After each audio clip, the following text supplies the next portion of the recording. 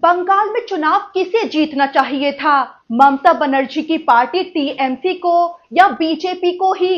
असल में ये सवाल बहुत ज्यादा मायने रखता है, क्योंकि बंगाल में बीजेपी का जीतना कितना बड़ा और असरदार हो सकता है, आपके लिए ये जानना बहुत जरूरी है। इस सवाल पर आने से पहले ये भी समझिए कि चुनाव तो बाकी 4 राज्यों केरल, असम, पुडुचेरी और तमिलनाडु में भी हुए, लेकिन बंगाल की जंग बीजेपी के लिए करो या मरो की हद तक क्यों आ गई? इस बंगाल चुनाव में बीजेपी हर पैंतरा अपनाते नजर आई, यहाँ तक कि एसआईआर के जरिए नई वोटर लिस्ट बनी, चुनाव आयोग से मिली भगत और सरकारी एजेंसियों के दुरुपयोग तक के बीजेपी पर गंभीर आरोप लगे। और तो और बंगाल में भारी मात्रा में केंद्रीय बलों की तैनाती कर दी गई, जिससे ये संदेश गया कि बीजेपी बंगाल पर दबाव बनाने की कोशिश कर रही है। एक बहुत अहम बात जिसे बीजेपी भी समझती है और विपक्ष भी, पश्चिम बंगाल को आज राजनीति का आखिरी किला माना जा रहा था। वजह भी साफ है, क्योंकि उत्तर भारत, मध्य भारत और पूर्व के कई राज्यों में बीजेपी अपना झंडा गाड़ चुकी है, लेकिन बंगाल अब तक उसके हाथ नहीं आया था। यही वजह है कि इस चुनाव में बीजेपी पर कितने भी गंभीर आरोप लगते रहे, लेकिन वो बिल्कुल भी पीछे नहीं हटी। जैसे कि ये बंगाल चुनाव उसके लिए आर पार की लड़ाई बन गया था।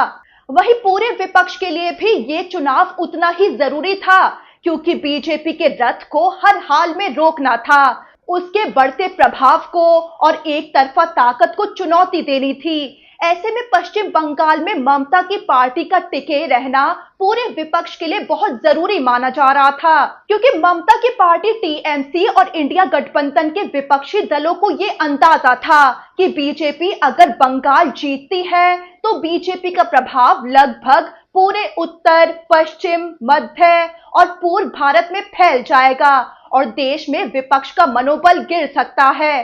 विशेषज्ञ ये खुद कहते हैं कि लोकतंत्र के लिए बहुत एक तरफा राजनीतिक स्थिति भी ठीक नहीं मानी जाती, यानी कि एक ही पार्टी का देश के ज्यादातर राज्यों पर कंट्रोल होना नुकसानदायक साबित हो सकता है। अब जाहिर है बंगाल चुनाव वो आखिरी किले की तरह माना गया, जिसके बाद पूरे देश पर बीजेपी का दबाव बढ़ जाएगा।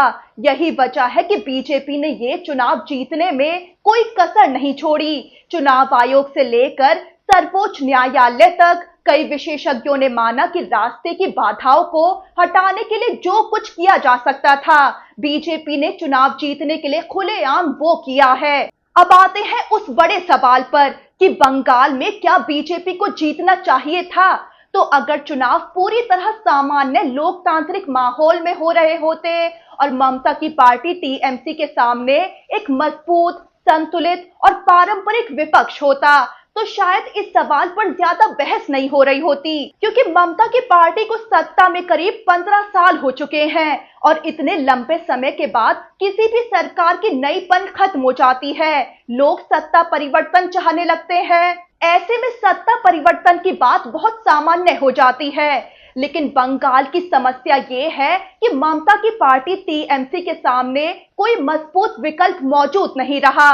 ना तो कांग्रेस पार्टी उस स्थिति में दिखी कि वो चुनौती दे सके और ना ही वाम मोर्चा। ऐसे में सिर्फ बीजेपी ही एक विकल्प के रूप में दिखाई दी, लेकिन फिर भी एक बड़ा वर्ग ऐसा है जो ये कहता है कि बीजेपी को सत्ता में नहीं आना चाहिए था। बीजेपी के सत्ता में आने को लेकर चिंता उसके चुनाव प्रचार से ही समझ में आती है। जिस तरह से उसने सरकारी संस्थाओं का इस्तेमाल किया है, चाहे चुनाव आयोग हो, ईडी हो या भरी तादाद में केंद्रीय सुरक्षा बलों को इकट्ठा करना, उससे साफ ये संकेत मिलता है कि उसे संवैधानिक और लोकतांत्रिक मर्यादाओं की ज्यादा चिंता नहीं है और वो अपने स्वार्थ के लिए किसी भी हद तक जा सकती है।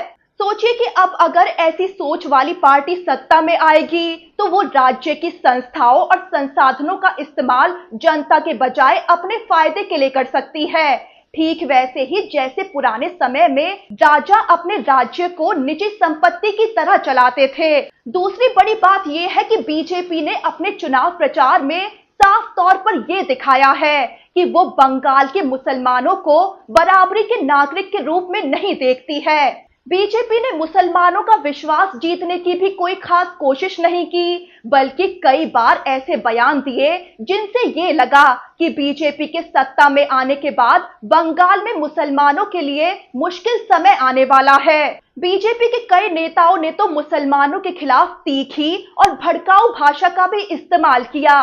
उन्हें उर्दू और बांग्लादेश से जोड़कर गैर बंगाली साबित करने की कोशिश की। प्रधानमंत्री मोदी और गृह मंत्री अमित शाह ने भी खुद बार बार घुसपैठियों को बाहर निकालने की बात कही, जिसका असली मतलब क्या है ये आप भी जानते हैं। इसे समझना मुश्किल नहीं है कि बीजेपी की तरफ से मुसलमानों को घुसपैठिए करार देने की कितनी जद्दोजहद दिखी है। वहीं ये तो जग जाहिर है कि जिस जिस राज्य में बीजेपी सत्ता में आई है, वहां मुसलमानों के खिलाफ नफरत और हिंसा के मामलों में बढ़ोतरी देखने को मिली। हाल ही का उदाहरण उड़ीसा को ही देख लीजिए, जहां बीजेपी पहली बार अकेले सत्ता में आई और फिर सरकार बनने के बाद राज्य के अलग अलग हिस्सों से मुसलमानों के खिलाफ हिंसा की खबरें आने लगी। सड़क पर, ट्रेन और बसों में, यहां तक कि घरों में घुसकर हमले की घटनाएं सामने आईं, जो अब वहां भी आम होती जा रही है।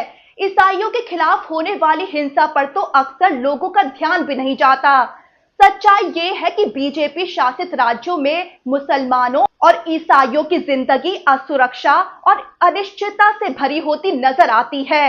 यानी डर और कोई भरोसा नहीं कि कब उनके अधिकार छीन लिए जाएं, कब बुलडोजर चल जाए या कब उनकी जान पर बात बन आए और पुलिस भी उनका साथ न दे, क्योंकि राज्य सरकार ही उनके साथ नहीं खड़ी होगी। यही एक बड़ी वजह है कि कई लोग मानते हैं कि बीजेपी को बंगाल में सत्ता में नहीं आना चाहिए था। बंगाल में हिंदू मुस्लिम तकरार कम देखने को मिलती है, लेकिन अब जैसे कि बीजेपी ने अपने चुनाव प्रचार से ही एहसास दिला दिया है कि उसके सत्ता में आने के बाद हिंदू मुस्लिम के बीच एक दीवार जरूर खड़ी होने वाली है। हालांकि कुछ लोग इस तर्क से सहमत नहीं होते हैं और सवाल उठाते हैं कि क्या सिर्फ मुसलमानों की सुरक्षा के लिए सत्ता परिवर्तन को रोका जाना चाहिए। लेकिन यही लोग बेहतर शिक्षा, बेहतर स्वास्थ्य सुविधाएं और बेहतर जीवन स्तर भी अपने लिए चाहते हैं। तो अगर पिछले 10 से 15 साल के आंकड़ों को देखें तो ये पता चलता है कि स्वास्थ्य, शिक्षा, बच्चों के पोषण और सुरक्षा और बेहतर जीवन स्तर के मामले में बीजेपी शासित राज्य तमिलनाडु और केरल जैसे राज्यों से बहुत पिछड़े हुए हैं। व्यापार और आर्थिक गतिविधियों के मामले में भी उनकी स्थिति बहुत मजबूत नहीं है। शिक्षा की गुणवत्ता में गिरावट भी देखी जाती है और बीजेपी शासित राज्यों के स्कूलों और कॉलेजों से पढ़कर निकले छात्रों को दूसरी जगहों की तुलना में कमतर माना जाता है। इससे साफ होता है कि अगर विकास के स्तर पर बीजेपी को अहमियत देने की बात कही जाए तो ये बिल्कुल गलत होगा। इसके अलावा ये भी देखा गया है कि बीजेपी के कई नेताओं की सोच कुछ हद तक राजाओं जैसी लगती है, जहां वो जनता को अपनी प्रजा की तरह देखते हैं। इसीलिए ये मुद्दा सिर्फ मुसलमानों तक भी सीमित नहीं है, बल्कि धीरे धीरे आम हिंदू नागरिक भी अपनी असली ताकत और अधिकार खो सकता है। समय के साथ लोकतांत्रिक संस्थाएं कमजोर होती जाती हैं और पुलिस प्रशासन और न्यायपालिका पर नियंत्रण बढ़ता जाता है, जिससे जनता और कमजोर हो जाती है।